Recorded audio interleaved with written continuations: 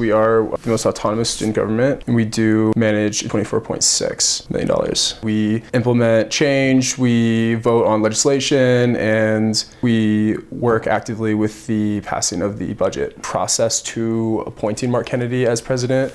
There were a lot of discrepancies with the meetings. There were a lot of minutes and or agendas that were, kind of missing or just not even, open to the public. CU was not allowed to know the names or the identities of the other candidates that were selected and weeded out, if you will. And he visited on the 13th to the 14th day of the vetting process. So there wasn't a whole lot of time for Boulder as like the flagship university of the four for us to get to question him. So that's why Friday was such an intense event, because people were really, really frustrated about the whole entire process. I'm here today with CU Student Government, and this is our question to you. How do you plan to support and advocate for the students on CU's campus that might feel unwelcome or marginalized by your previous leadership record?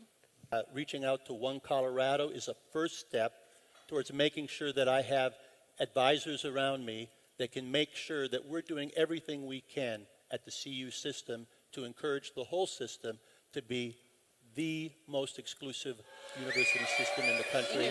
He's just not really the best fit for CU, but he's the only candidate to be your president, so we're kind of forced to elect him. I actually went to the meeting with him.